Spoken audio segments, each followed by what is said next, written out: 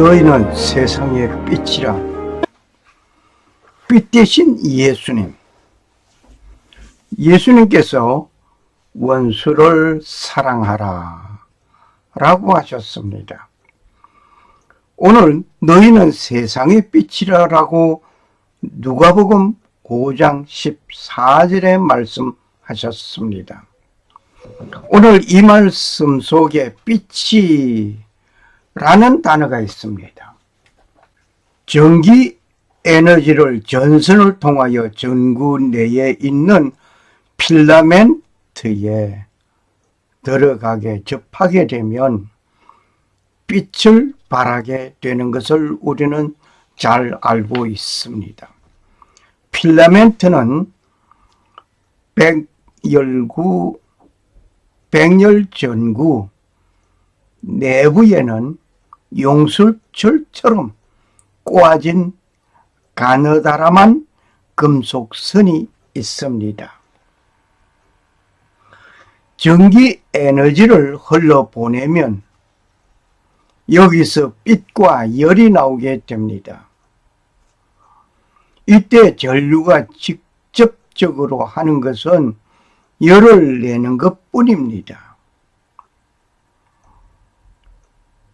백열등 전구는 아르곤으로 채워져 있습니다. 빛이 나는 것은 뜨겁게 달아오른 필라멘트가 마치 시뻘건 샘물처럼 빛을 내는 것입니다. 그래서 전구의 기본색은 죄다 붉은 빛이 도는 노란색이 됩니다. 이때 온도는 섭씨 2000도가 넘는다고 합니다. 그리고 우리 눈으로 사물을 보는 것은 빛이 있기 때문입니다. 우리 주위에 쉽게 볼 수 있는 태양이나 불빛은 그 자체가 빛이 있다는 것은 놀라운 것입니다. 좀 어려운 말을 하게 됩니다. 온도가 높아질수록 최대값은 짧은 파장 영역으로 이동하여 처음에는 가시광선 영역의 빨간색을 지나 파란색으로 이동하게 됩니다. 결국 가시광선을 벗어나 자외선 영역으로 이동하게 됩니다. 금속을 가열할 때 빨간색을 내는 것보다 파란색을 내는 것이 더 높은 온도입니다. 자, 우리는 이 그림을 봅니다. 그림을 보면서 가시광선 400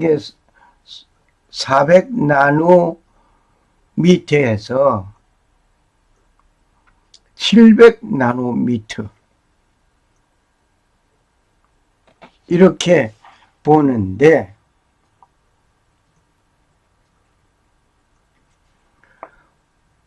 붉은색보다 파란색이 더 높은 온도라고 하는 사실을 우리는 배웠습니다. 그래서 우리는 하는 말이 있지요. 눈 뜨고 지나가는 사건들, 그 사건 시퍼렇게 뚫어볼 것이다. 가장 높은 온도를 밝혀 말을 하는 것 같습니다. 시퍼렇게 내 눈으로 시퍼런 내 눈으로 너를 지켜본다 그러죠. 자, 그 말이 중요한 건 아닌 것 같으면서도 여기에 붉은색보다 온도가 높아질수록 파란색으로 높아진다. 이거 하나 말씀드리고 갑니다. 가시광선은 일반적으로 400나노미터에서 700나노미터입니다. 붉은색 700나노미터는 붉은색이고 400나노미터는 파란색으로 표시되고 있네요. 자, 이 전기 에너지가 전선을 따라서 전구 속 필라멘트 속에 접속되면 전기 에너지가 빛을 발하게 됩니다. 전기 에너지가 필라멘트에 접속하면 빛을 발한다 말입니다. 그런데 놀라운 것은 전기 에너지가 높아지면 빛을 발하지 않는다고 합니다. 그 전기 에너지가 높아진 것에서 멈추지 않고 내려지게 되면 빛을 발하게 됩니다. 정말 놀라운 것을 발견합니다. 이 사실에서 우리는 배울 것이 있습니다. 성경 몇 곳을 찾아 읽겠습니다. 겸손하고 세상에 빛된 삶을 살아갑시다. 사람들이 쓰러지거든 너는 그것이 교만 때문이라고 일러주어라. 하나님은 겸손한 사람을 구원하신다. 욥기 22장 29절 말씀입니다. 사람들이 자기 자신도 마찬가지입니다. 내가 만약에 어떤 일을 하다가 쓰러졌다. 그냥 넘어지고 돌뿌리에 넘어진 그런 것이 아니라 어떤 사업을 하다가 쓰러지고 넘어진 것, 어떤 일을 하다가 명예가 박살 나버리는 것, 이러한 거, 그렇게 쓰러지는 것, 그때는 교만했구나 라고 일러주라. 자신을 향해서도 일러줘야 합니다. 하나님은 어떤 사람을 구원하시는 거 아니 겸손한 사람을 구원하신다라고 욥기 22장 29절에 말씀하셨습니다. 진실로 그는 거만한 자를 비웃으시며 겸손한 자에게 은혜를 베푸시나니. 이 거만한 자, 거드름을 피우는 자, 그런 자 비웃어. 겸손한 자에게 무엇을 베푼다? 은혜를 베푼다고 했습니다. 사람의 마음의 교만은 멸망의 선봉이요, 겸손은 존귀의 앞잡이라고 잠언 18장 12절에 말씀하셨습니다. 사람의 마음의 교만은 무엇이 온다? 멸망의 선봉이라고 하였습니다. 겸손은 존귀의 앞잡이라.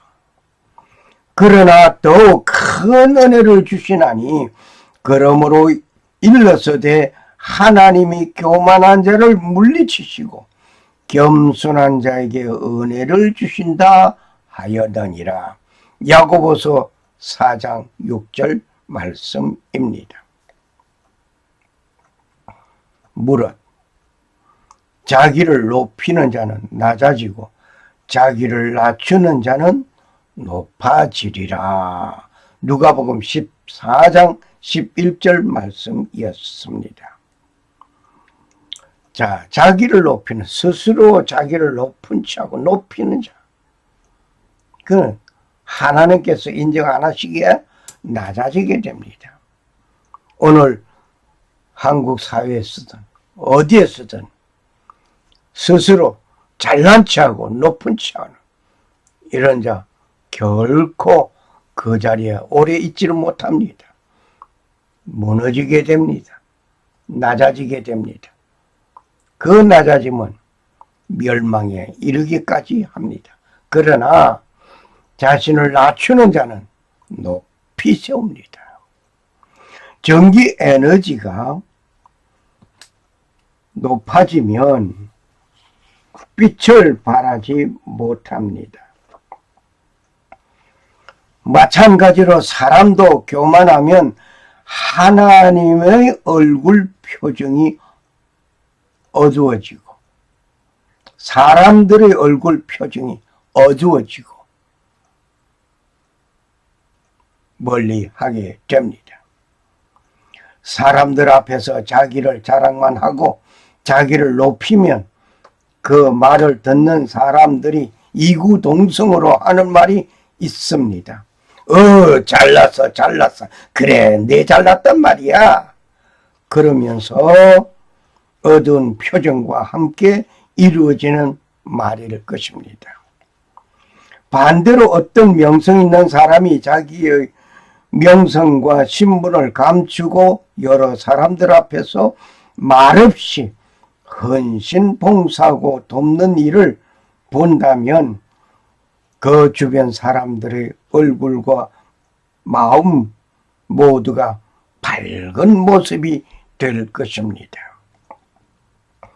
오늘 우리는 사랑이라는 말을 잘 합니다. I love you, I love you. 나 너 사랑해. 그래, 좋아, damn 하고 너 최고야 이러면서 좋아한다, 사랑한다는 말을 잘 합니다.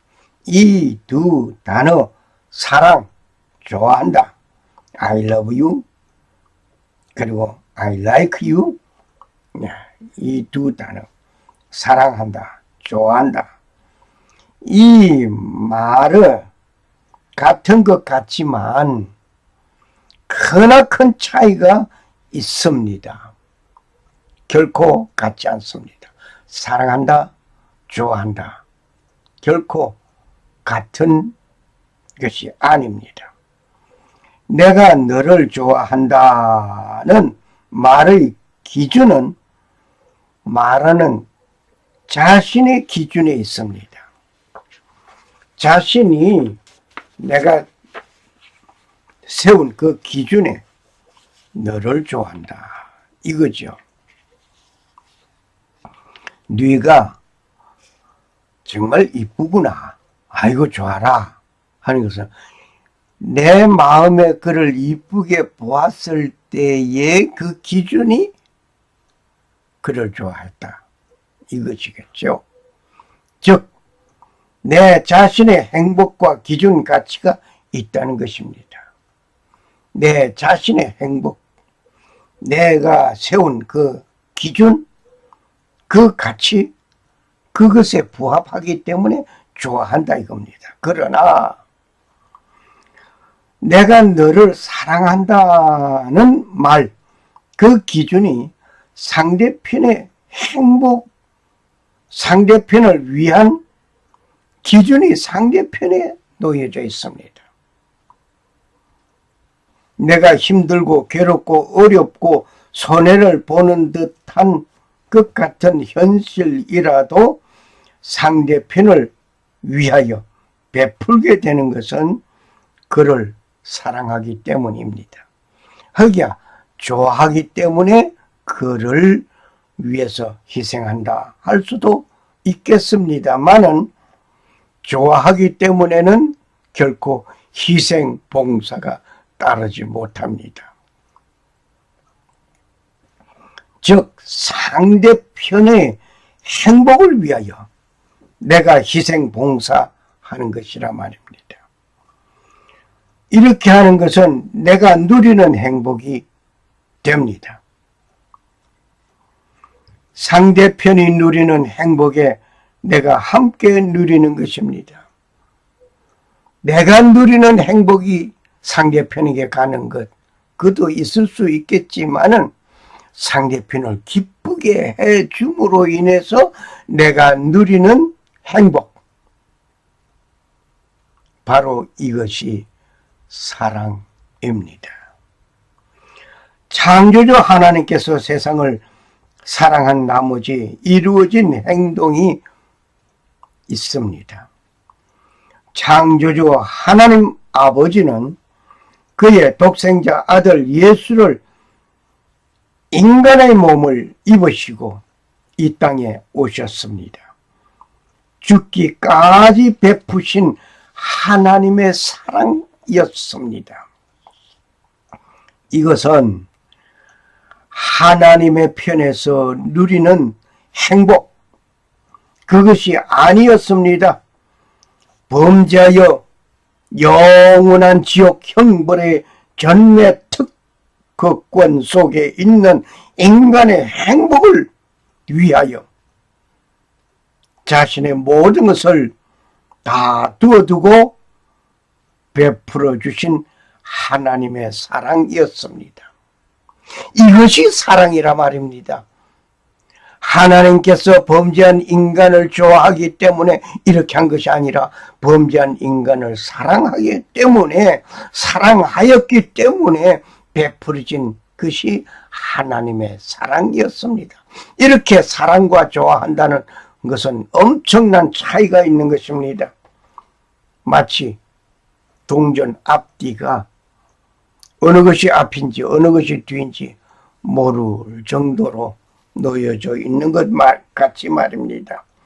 그러나 좋아하기 때문에 자기 모든 것을, 그 부귀영화 모든 것을 두어두고 범죄한 인간 죄인을 위해서 오셔서 죽기까지 베푸는 일이 좋아하기 때문에 아니에요. 사랑하기 때문입니다. 그래서 하나님은 사랑이라고 God is love라고 말하죠. 그 구원의 반열에 선 자를 보시고 기뻐하는 하나님의 행복과 기쁨을 우리는 찾아볼 수 있습니다.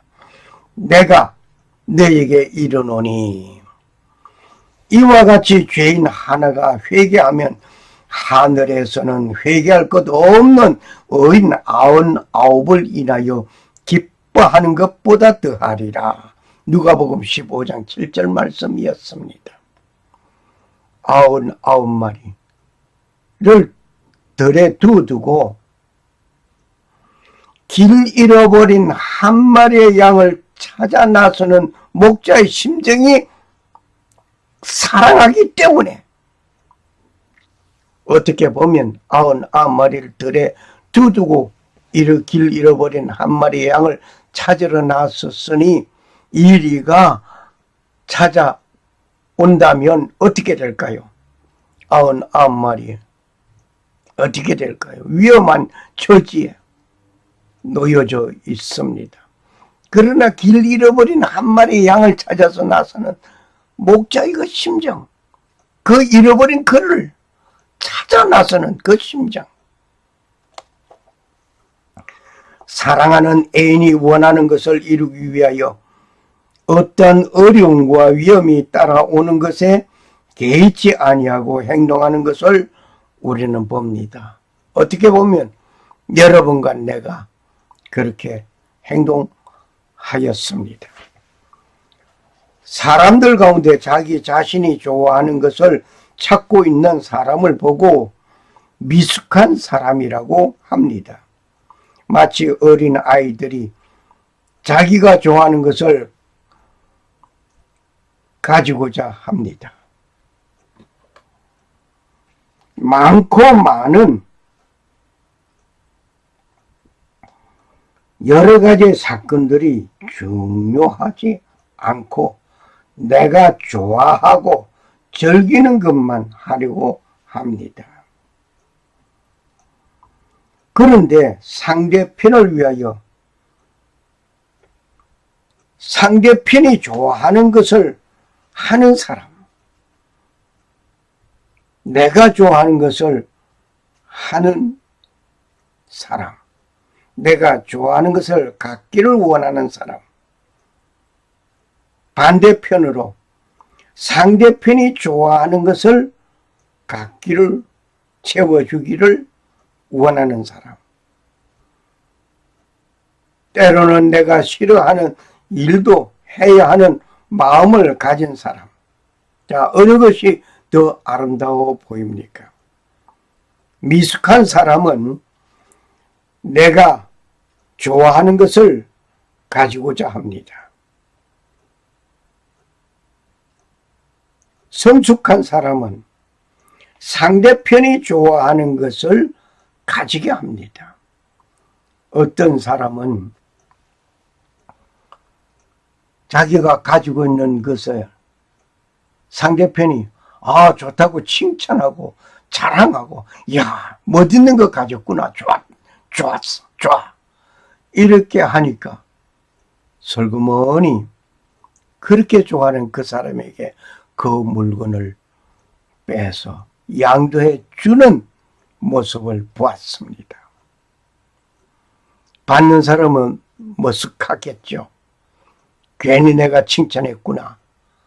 그런데 그 칭찬하고 좋아한 그 모습, 그걸 보고 빼주는 그 사람, 내가 갖고 싶지만 저 사람이 이렇게 좋아하는 것을, 기뻐하는 것을 채워주는 그 사람, 더 아름답고 성숙한 사람이라고 나는 봅니다. 이러한 사람을 두고 성숙한 사람이라고 합니다. 어떻게 하는 사람? 희생적이지만은, 내가 싫지만은, 주고 싶지 않지만은, 저 사람을 위해서, 저 사람이 필요하고 저 사람이 좋아하는 그것을 채워주는 그 성숙한 사람. 여러분은 성숙한 사람입니까? 아니면 아직도 미숙한 사람입니까? 우리는 이런 말을 들어본 분들이 있을 것입니다. 얘야, 너도 애 나 키워보면 이 애미 심정 알 것이다. 이 말은 경험해 보면서 철이 드는 것을 말하는 듯 합니다. 성숙한 사람이 되어가는 것을 말하는 것 같기도 합니다. 아기를 낳아 키우면서 고백하는 말이 있습니다.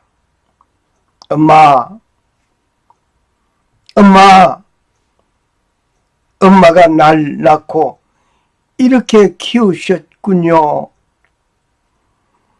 평소에는 엄마에 대한 애정이 없던 딸이 아기를 낳아 키우면서 엄마에 대한 애정을 가진 것을 봅니다. 성숙된 것입니다. 철이 든 것입니다. 어린 아이가 나이 들어서 청년이 되고 성인이 되었다고 성숙하다고 하지는 않습니다. 많은 사람들이 자기 자녀가 학교에서나 어디에서 잘못한 것이 발견되고 들려져 있어도 팔은 안으로 굽는다고 합니다. 그리하여 자식을 품에 품고 밖에서 받은 그 서러움, 밖에서 받은 그 욕설, 그 모든 것을 엄마가 품에 안고 받아줍니다. 왜 그럴까요? 그 이유는 사랑하기 때문입니다.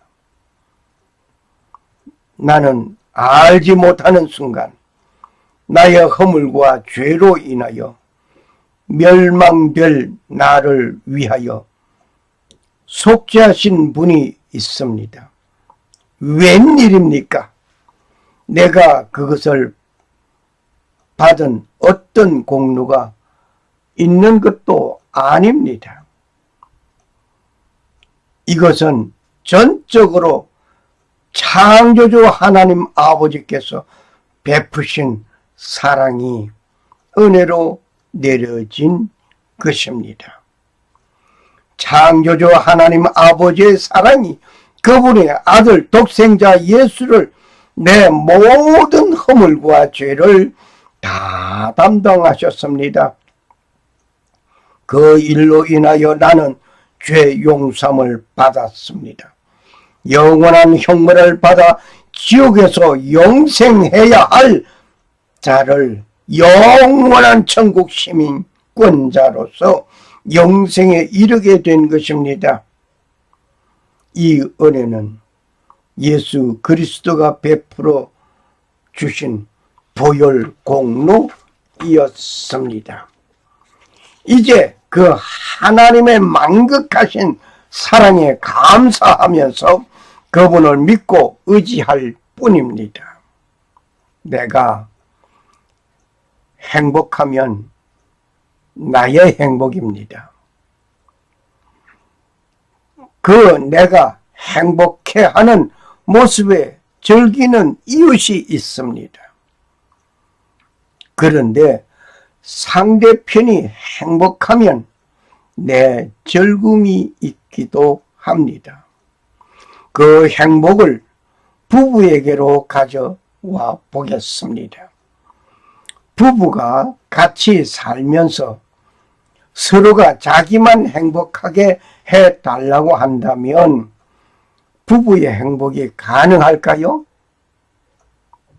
가능하지 않습니다. 그러나 서로가 상대편의 행복을 위하여서 노력한다면 그 부부는 행복할 것입니다. 신부는 어떻게 하면 신랑을 기쁘게 할까? 신랑은 어떻게 하면 신부를 기쁘게 할까? 이렇게 생각하며 사는 부부는 결코 말다툼이 일어나지 않습니다.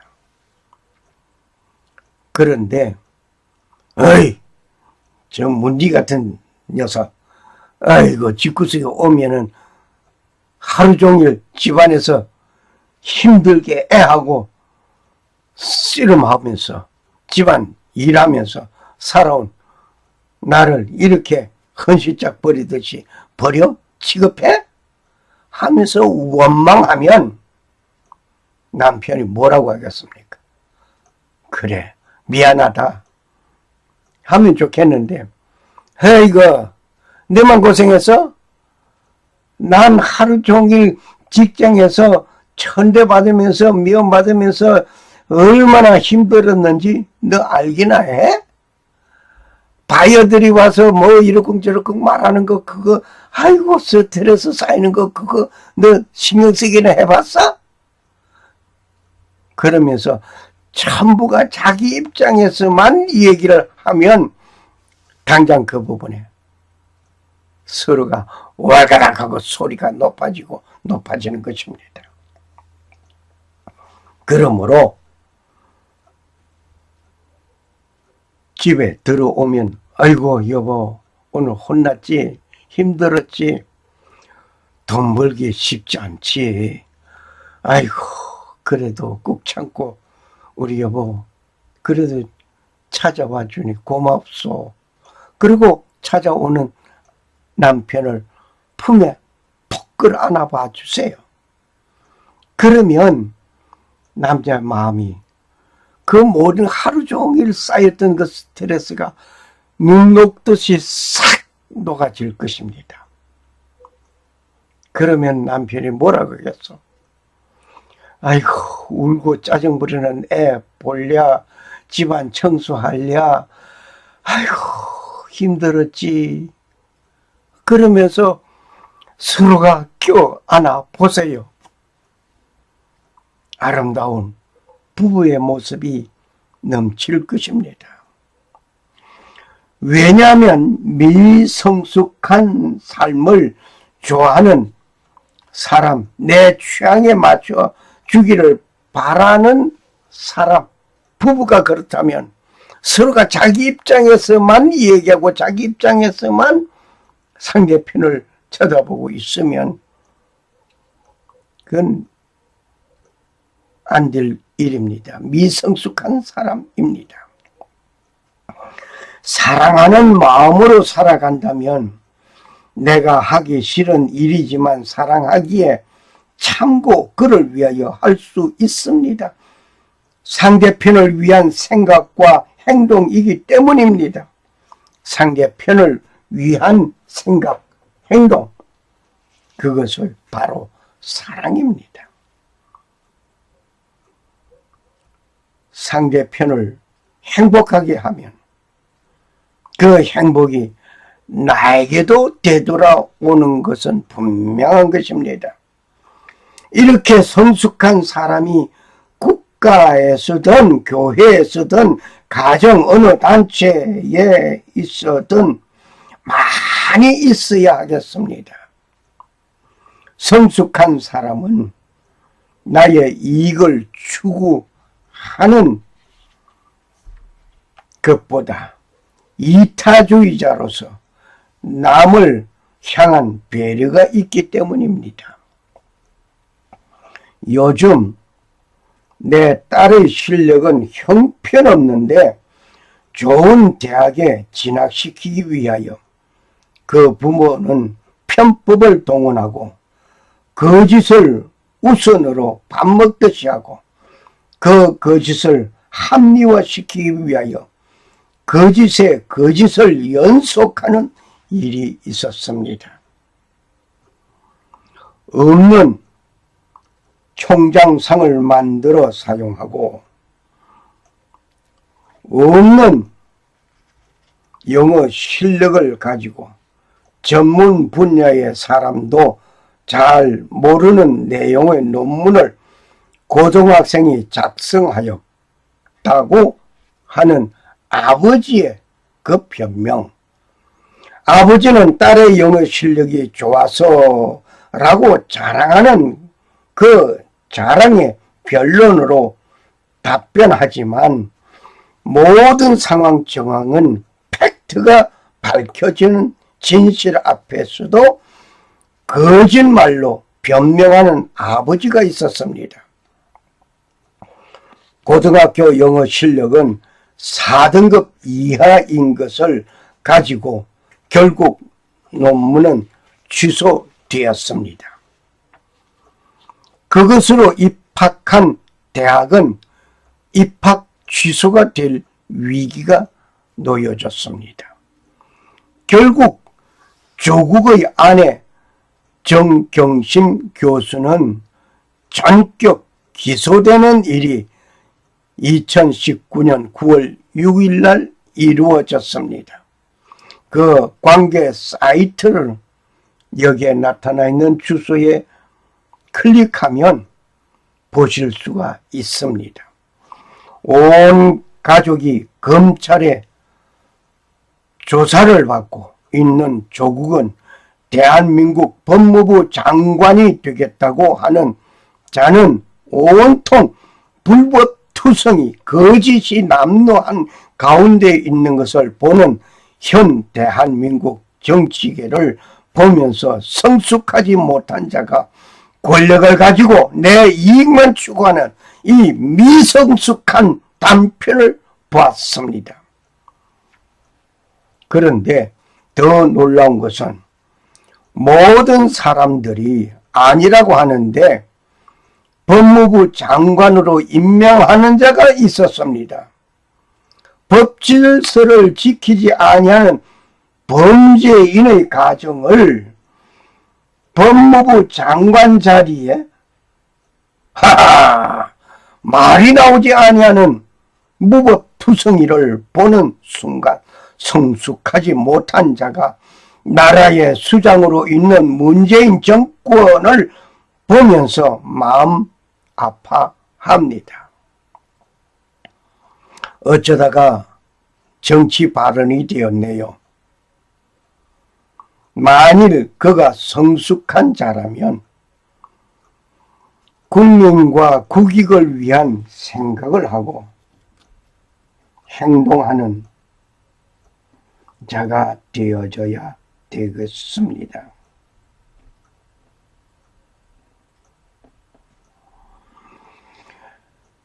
이러한 사람을 법무부 장관 지명한 자도 성숙한 마지막 행동을 했으면 합니다. 마음 아픕니다.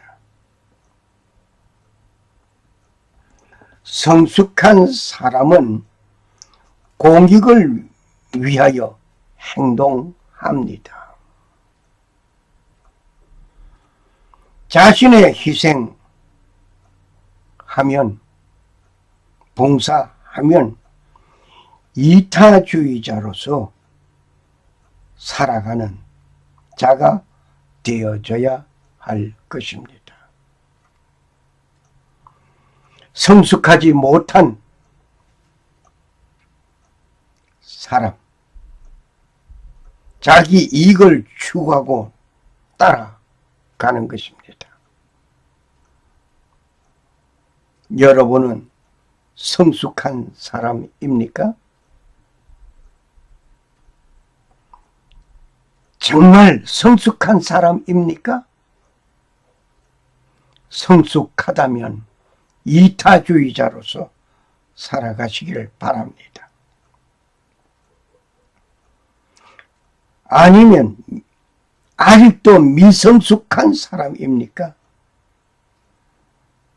이러한 성숙한 사람인지 아닌지 구별해보는 기준이 있습니다. 미성숙한 사람인지 성숙한 사람인지 자신이 점검해 보아야 하겠습니다. 어떤 일을 하는데 내가 좋아하고 내 취향에 맞고 내가 즐기면서 나와 함께하는 일의 결과가 내 이익에 추구하고 있는가? 라고 자신이 그 일에 진솔하게 물어보시기를 바랍니다. 아니면 그 일을 원하지 않지만 공익을 위하고 타인을 위하여서 그 일에 뛰어들어 헌신 봉사할 마음이 있습니까?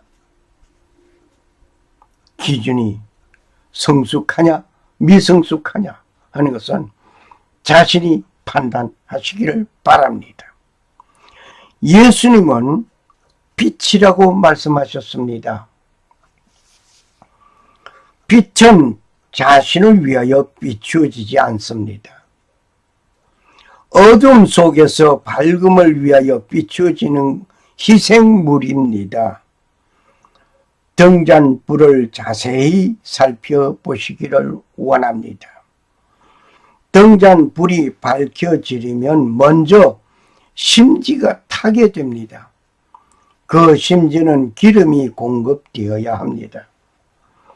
기름이 공급되는 심지에 불을 밝히는 것은 어둠이 있는 공간에 행하여지는 것입니다.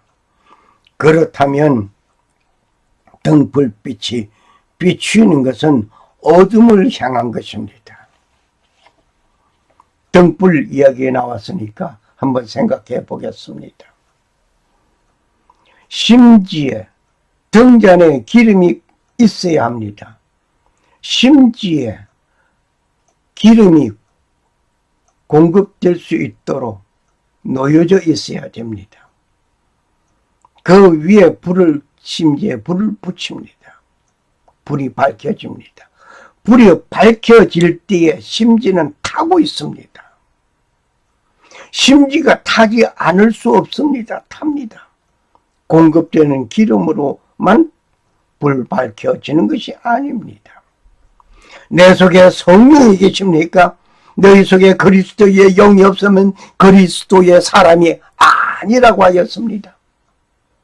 여러분 심령에 성령이 존재합니까? 그리스도의 사람입니까? 그러면 공급되는 성령의 그 모습 속에 내 자신이 불을 밝히려면 내 자신이 희생하여야 합니다. 내가 희생하지 않고 내가 타지 않고 불을 밝힐 수 없습니다. 예수님께서 나는 빛이라고 말씀하신 것은 역시 어둠의 현장을 향한 빛의 소리입니다. 흑암에 앉은 백성이 큰 빛을 보았고 사망의 땅과 그늘에 앉은 자들에게 빛이 빛이었도다. 마태복음 4장 16절의 말씀입니다. 빛은 흑암에 앉은 자에게 비추어진 것입니다. 지극히 높은 곳에서 지극히 낮은 곳으로 오신 빛으로 오신 예수님입니다. 빛이신 예수님은 어둠에 있는 자에게 비추어졌습니다. 그 빛이신 예수님께서 말씀하십니다. 너희는 세상의 빛이라. 마태복음 5장 14절 말씀입니다. 이 생명은 사람들의 빛이라. 요한복음 1장 4절 말씀입니다. 내가 세상에 있는 동안에는 세상의 빛이로라. 요한복음 9장 5절 말씀입니다. 빛이 있어야 할 이유는 어둠이 있는 곳에 비추어지는 것입니다. 이 땅 위에 죄악으로 어둠이 가득한 곳으로 빛 대신 예수님께서 오셨습니다. 그 예수님은 너희는 세상의 빛이다 라고 말씀하셨습니다. 하나님의 백성이 된 우리는 암흑한 세상을 향하여 빛을 비추는 사명을 감당하여야 합니다. 밝은 빛에는 다른 빛이 필요하지 않습니다. 어두운 곳을 밝게 하기 위하여 비추어지는 빛이 되어야 합니다. 땅이 공허하고 흑암이 깊은 위에 있는 곳에 창조주 하나님께서 말씀하셨습니다. 빛이 있으라. 창세기 1장 3절 말씀입니다. 이렇게 명령하셨을 때에 빛은 있었습니다. 이렇게 온 우주의 질서를 빛을 창조하시면서 시작하신 것입니다. 빛으로 오신 예수님은 너희는 세상의 빛이라 라고 말씀하셨습니다. 내 속에 성령의 역사로 이루어진 하나님의 백성이 빛을 비추어야 합니다. 태양이 지고 어둠이 찾아온 대지에 각종 불빛이 밤을 밝히고 있습니다. 정의가 사라지고 불법이 판을 치는 역사의 암흑한 세대에 그리스도의 사람이 비추는 빛이 밝혀져야 합니다. 어둠의 대명사는 누구일까요? 사탄입니다. 이 사탄은 하나님 앞에서 자기를 높이려고 하다가 하나님으로부터 버림을 받은 자입니다.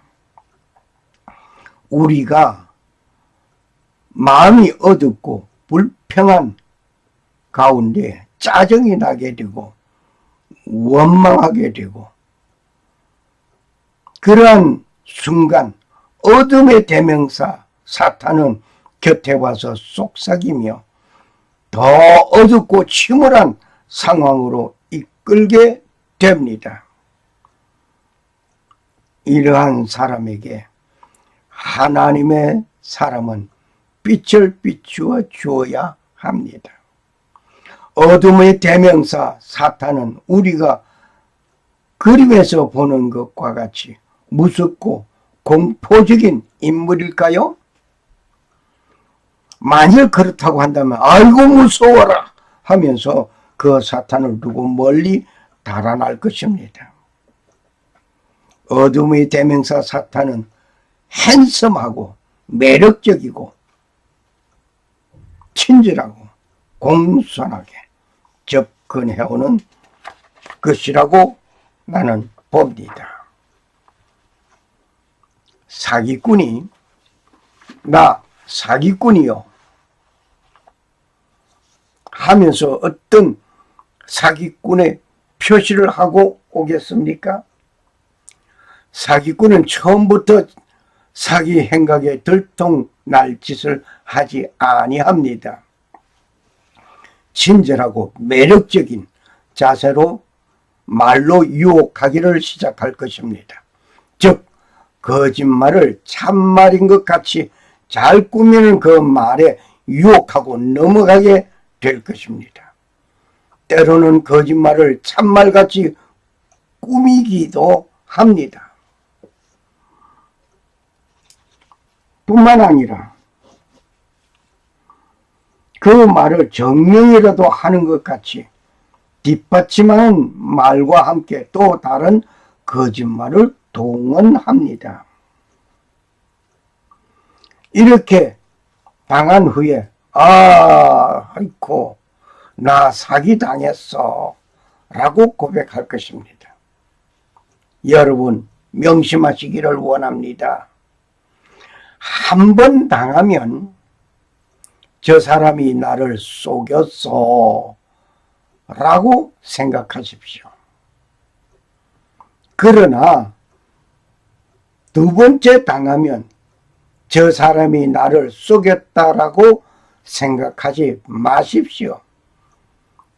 속은 내가 속은 것이 아니고 내가 잘못한 것입니다. 계속하여 세 번째 당하면 내가 죄인입니다. 속은 내가 죄인이라 말입니다. 왜냐하면 이미 속이려고 하는 사람은 전술에 한 번 속이는 것으로 끝내는 것이 아닙니다. 끝은 내지 않습니다. 그런데 연속 당하는 것은 그의 잘못이 아닙니다. 속은 내가 잘못한 것이고 내가 죄인인 것입니다. 사탄은 땅 위에 살고 있는 사람들보다 한 수 높은 육수를 가지고 있습니다. 이러한 그는 우리 곁에서 유혹하고 있습니다. 나를 꼬시는 사람이 험악하고 흉악한 모습이겠습니까? 남루한 옷을 입고 자기 행각에 이르겠습니까? 그들의 모습은 친절하고 매력적인 것입니다. 때로는 동정심을 가지고 있습니다. 가장 비참한 삶의 주인공같이 나타날 수도 있습니다. 아무튼 수단과 방법을 가리지 않고 총동원하여 접근할 것입니다. 한 번 속을 때에는 저 사람이 날 속였다라고 말을 할 수 있습니다. 그러나 두 번째 속으면 그 사람이 나를 속인 것이 아니고 내가 속은 것입니다. 아예 속이고자 하는 자는 10번이고 1000번이고 10,000번이라도 속이고자 하는 것입니다. 그것이 그의 전부이기 때문입니다. 계속하여서 세 번째 속는다는 것은 내가 잘못한 죄인입니다. 왜냐하면 내가 그 수단과 같은 큰 이익을 추구하는 마음이 있었기 때문입니다. 그러므로 내가 속은 것이 아니라 죄인이라는 것을 알아야 할 것입니다. 사기꾼, 강도, 도적 등등은 내가 그러한 사람이라는 어떤 표시를 하지 아니합니다. 더 선량하고 우아한 말과 자신의 모습으로 접근하게 됩니다. 물론 이 수법은 사탄으로부터 전수받은 귀한 묘수들 그들의 유산입니다. 그 사탄이 예수님을 속이려고 접근한 대단한 실력뿐이기도 합니다. 이제 그들의 술법에 속지 아니할 수 있는 비법이 있습니다. 그들의 술법에 속지 아니할 비법은 하나님의 말씀에 사로잡혀 살아가면 됩니다. 혹시 나에게 지나치게 친절하게 접근한 자가 있습니까? 지나친 선물 공세가 있습니까? 무엇인가 나에게서 얻어가려는 것이 있다는 것을 감지하여야 합니다. 모든 뇌물을 주는 자들이 그래 주고 끝나는 것이 아닙니다. 그의 마음을 환심을 사고 그러고 나서 더 큰 것을 얻어가려고 하는 것이 뇌물입니다. 그러한 사람은 한 번쯤 짚고 생각해 보아야 할 것입니다.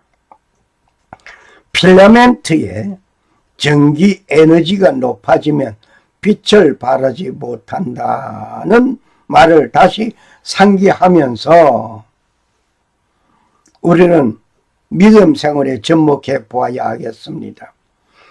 필라멘트의 전기 에너지가 들어와 빛을 발하는 것은 전기 에너지가 높아진 상태로는 빛이 비추어지지 않는 것 같이 전기 에너지가 낮아질 때에 겸손한 나의 자세와 신앙생활이 되어야 합니다.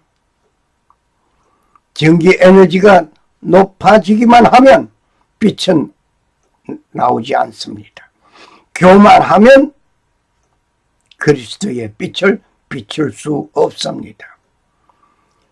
필라멘트의 전기 에너지가 높아진 전기 에너지가 낮아질 때에 빛을 발하는 것처럼 우리는 겸손하고 낮아진 상태에 이럴 때에 그리스도의 빛을 비춘다고 하는 사실을 명심해야 할 것입니다. 겸손하고 낮아진다고 하여 실력을 낮추는 것은 아니 될 일입니다. 실력은 높여야 합니다. 실력은 높이지만 자세는 낮추어야 합니다. 하나님의 사람으로서 지식, 명예, 권세, 영향력, 권력 등등을 모두 가질 수 있는 대로 가짐이 좋습니다. 솔로몬에게 하나님께서 다 주셨던 것 같이 말입니다. 저는 후무한 지혜의 왕, 명예의 왕, 권력의 왕 솔로몬이었습니다. 왜 솔로몬이 망했습니까? 그 지식 때문에 망한 것이 아니라 교만 때문에 하나님께서 인정하지 아니하였기 때문에 망하였습니다.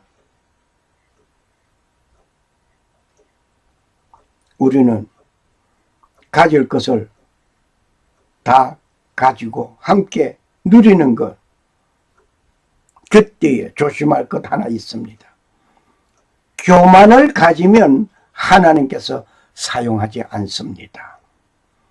교만은 버려야 할 것입니다. 교만은 버리고 자세를 낮춰야 합니다. 하나님은 겸손하고 자세를 낮추라고 하셨습니다. 내 실력을 낮추라고 하지는 않았습니다. 낮춰야 할 것은 자세입니다. 실력은 높이지만 자세는 낮추어야 합니다. 사람은 실력이 높아지면 돈, 명예, 위치, 영향력, 권력이 생깁니다. 이때 자세를 낮추는 일은 매우 어렵고 힘든 일입니다. 이때 교만하게 됩니다.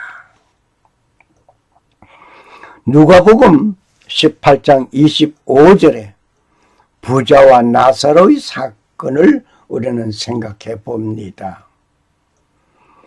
부자가 하나님 나라에 들어가는 것보다 낙타가 바늘 귀로 들어가는 것이 쉬운 일이라고 예수님께서 말씀하셨습니다. 그렇다면 부자는 천국에 못 간다는 말이겠습니까? 결코 그 말은 아닙니다. 부자가 자세를 낮추지 못한 결과였습니다. 나의 실력으로 돈, 명예, 권력과 권세, 영향력으로 인하여 누려지는 나 자신, 그 자신을 믿기 때문에 좀처럼 내려앉기 힘든 것입니다. 실력을 키우는 것은 중요합니다. 명예, 권세를 가진 것도 중요합니다. 그러나 실력이 때로는 독이 되는 일이 있습니다. 만일 독이 되었다면 독을 제거하는 일이 있어야 합니다. 뱀에게 물렸을 때 해독제를 맞듯이 말이야. 실력을 높임에 있어서 독이 되는 것은 해독제를 사용해야 합니다. 그 해독제는 무엇이겠습니까?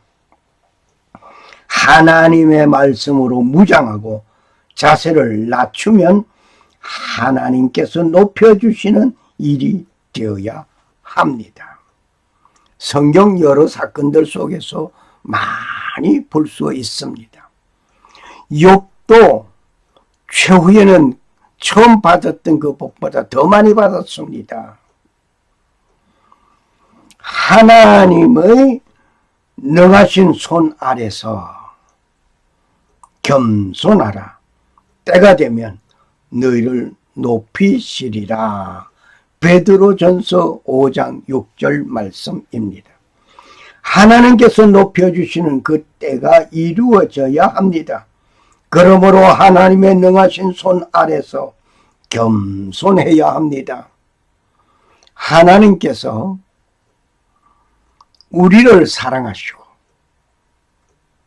하나님께서 우리를 사랑하셨다.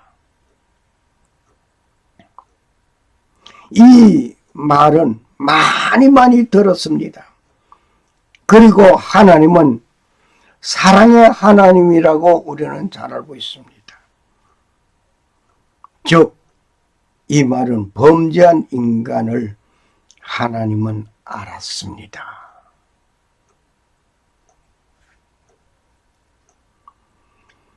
범죄한 인간은 구원함을 받기 위하여 죄 용서가 필요한 것도 아셨습니다.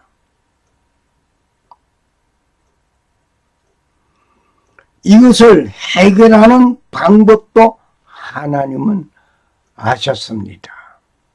모든 것을 하나님은 알았습니다.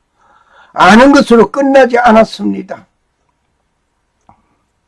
오늘 여러분과 나는 하나님의 말씀을 아는 것으로 끝내고 있다고 한다면 문제가 심각합니다. 결국 하나님은 실천하셨습니다. 아는 것으로 끝나지 않고 실천하셨단 말입니다. 가장 높으신 분이 가장 천한 자리에까지 내려오셨습니다. 최후 십자가에서 죽기까지 베풀어 주신 하나님의 사랑이었습니다. 그러므로 사랑하는 방법은 상대방이 무엇을 필요로 하는지를 먼저 알아야 합니다. 그리고 그것을 제공해 줘야 합니다. 보라, 세상 죄를 지고 가는 하나님의 어린 양이로다. 요한복음 1장 2절 말씀. 세상 죄를 지고 간 하나님의 어린 양. 내가 죄로 말미암아 죽어야 할 것인데 번제물이 되어주신 예수님.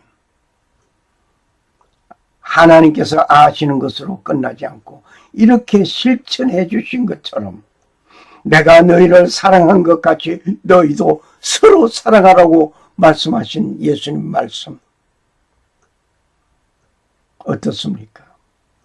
하나님의 말씀을 아는 것으로 끝나는 것이 아니라 그 하나님의 말씀을 알고 실천하는 하나님과 같은 여러분과 내가 되어줘야 될 것입니다. 하나님께서는 그렇게 실천하셨습니다. 우리도 사랑한다는 말을 할 때 과연 그 사랑이 필요한 것이 무엇인지를 먼저 알고 그것의 필요한 것을 채워주어야 합니다. 이때 나는 싫지만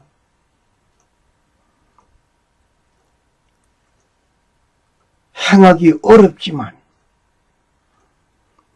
나의 헌신과 봉사가 따라가야 합니다. 그것이 성숙한 사람입니다.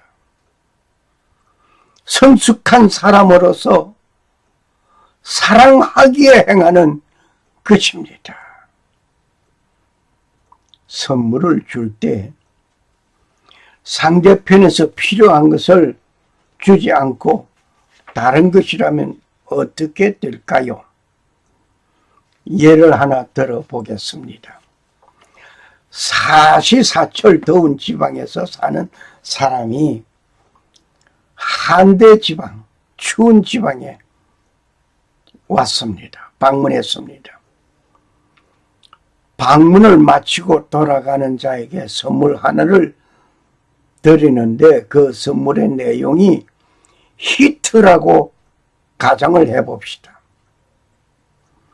선물을 주는 자는 추운 지방에서 살다 보니 따뜻한 온기가 나오는 히트가 좋다고 생각한 것이었습니다. 내가 좋아하고 내가 필요한 거, 내가 즐기는 거, 그것을 주었습니다. 받는 자는 그래 이열치열이라고 하더니 더운 지방에서 더 더웁게 삼겨지라고 하려는지도 모릅니다. 그 선물은 선물이 되지 못합니다. 심적 부담이 되고 말 것입니다. 오히려 욕이 됩니다. 선물을 줄 때 내 기분과 내 취향에 맞는 것을 준비하여 주는 선물이 되는 것이 선물이 아닙니다. 상대편에서 필요한 것이 무엇인가를 알고 준비하는 것이 선물이라 말입니다. 사랑하는 것은 상대편에서 필요한 것이 무엇인가를 알고 그것을 채워줄 때 좋은 결과를 가지게 될 것입니다.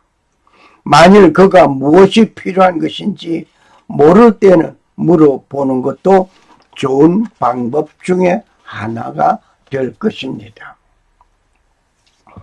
내가 좋아하는 것, 내 취향에 좋은 것이 마치 상대편에서 좋은 것인 것처럼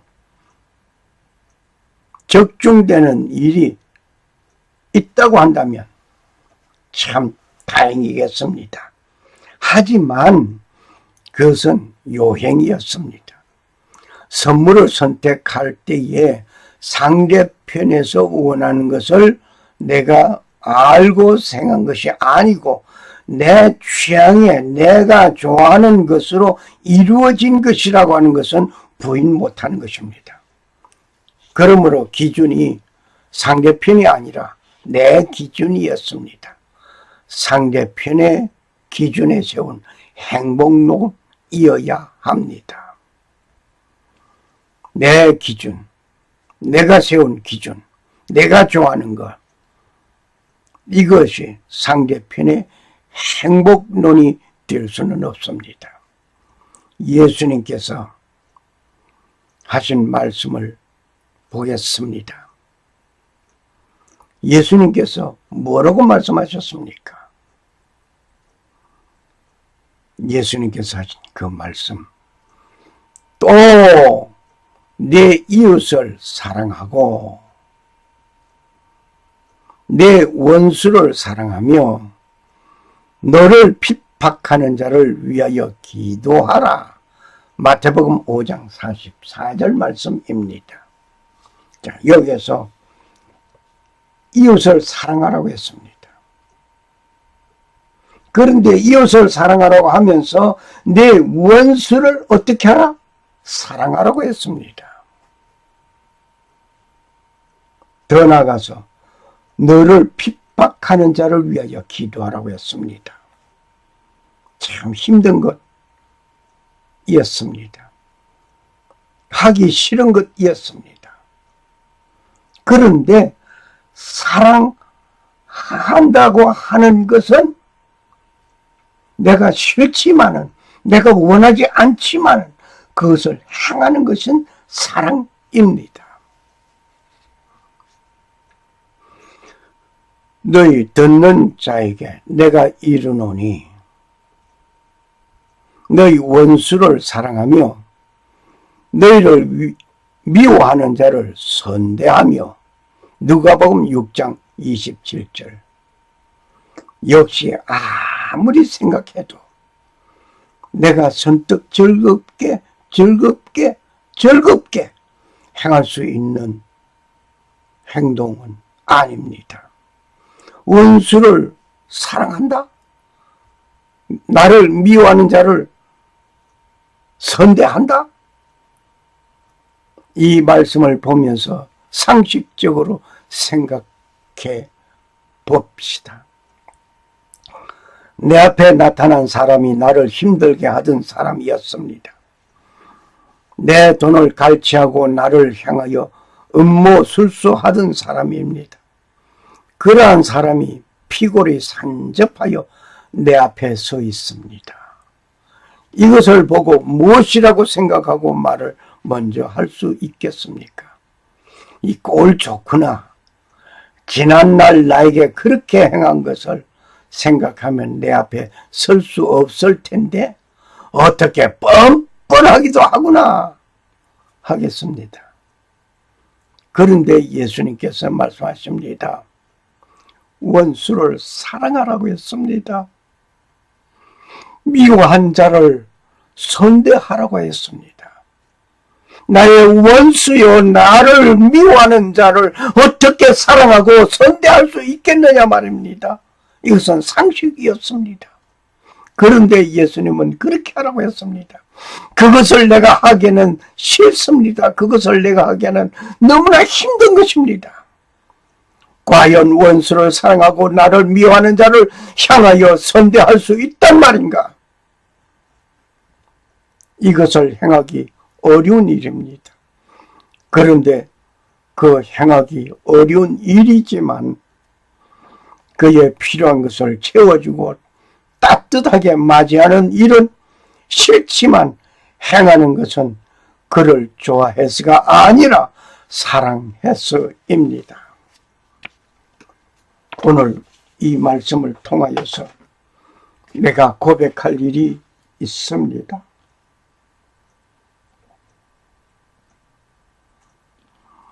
나는 오랜 전에 약 1987년도 사건인 것 같습니다.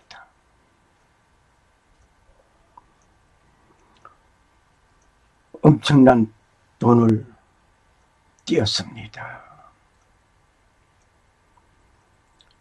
그 당시 금액으로 약 1,800만 원, 한국 돈으로 1,800만 원 정도의 돈을 띄었습니다. 휴지로도 쓸 수 없는 종이 쪽만 가지고 부도가 나버리고 말았습니다. 3년 동안 재판 결과 우라통이 터진 나이였습니다. 그때부터 나는 얼마나 그 사람을 원망하고 그 사람을 내 마음속에서 지우지 못하고 괴로워했는지 말로 못합니다. 그리하여 간정문을 쓸 때 간정집에도 나타나 있습니다마는 그 사건을 잊지 못하고 나를 힘들게 한 그를 오랜 세월 속에서 미워했습니다. 오늘 예수님께서 말씀하시기를 원수를 사랑하라고 했습니다. 미워하는 자를 선대하라고 했습니다. 나에게 손해를 입힌 그 원수, 그를 어떻게 사랑했겠습니까? 사랑 못했습니다. 오늘 고백합니다. 사랑 못했습니다. 미워했습니다. 이해하려고 하지도 않았습니다. 그저 나에게 손해를 입힌 그것만 생각했습니다. 이제 그를 품에 안겠습니다. 그를 사랑하겠습니다. 그를 선대하겠습니다. 만일에 내가 그를 만날 수 있는 기회가 된다면 품에 품고 그저 위로해 주겠습니다. 지난날의 그 어떤 말을 할 것이 아니라 함께 하나님 앞에서 우리 서로 사랑하자고 말을 하겠습니다. 상대편을 사랑한다면 상대편이 필요한 것을 해결하고 도와주는데 나는 싫고 원하지 않지만 그 일을 할 마음이 있는 행동은 성숙한 사람입니다. 이제야 내가 성숙한 사람이 되어 가는 듯 합니다. 원수가 줄이면 먹을 것을 주고 목말라 하면 마실 것을 주라는 예수님의 말씀을 따라 내가 행동한다는 것은 무척 힘든 일입니다. 그렇게 행하는 것은 하나님의 말씀에 순종하는 일입니다. 그리고 나 자신이 자세를 낮추는 일입니다. 그리고 그렇게 하고 나면 행하기 원하지 않는 일을 행한 승리자가 되는 것입니다. 할렐루야.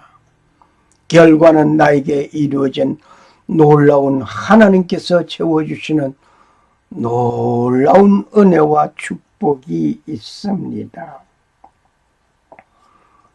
이렇게 행한 것이 빛된 삶의 모습입니다.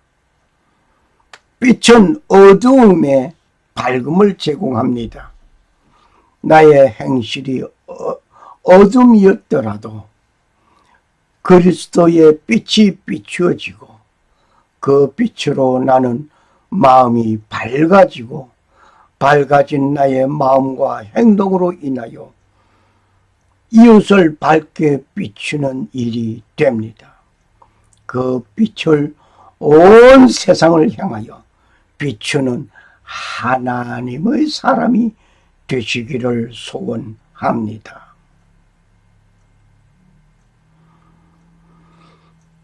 너희는 세상의 빛이라.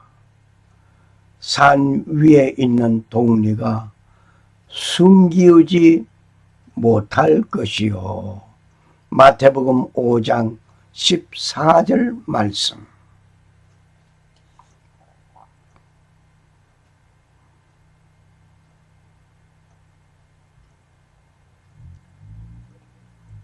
샬롬. 살아 역사하시는 하나님 아버지가 빛으로 어둠을 향하여 비추시고 너희는 세상의 빛이라고 말씀하신 것 같이 빛된 삶을 종말에 살아가는 하나님의 사람이 되시기를 소원합니다. 감사합니다. 할렐루야.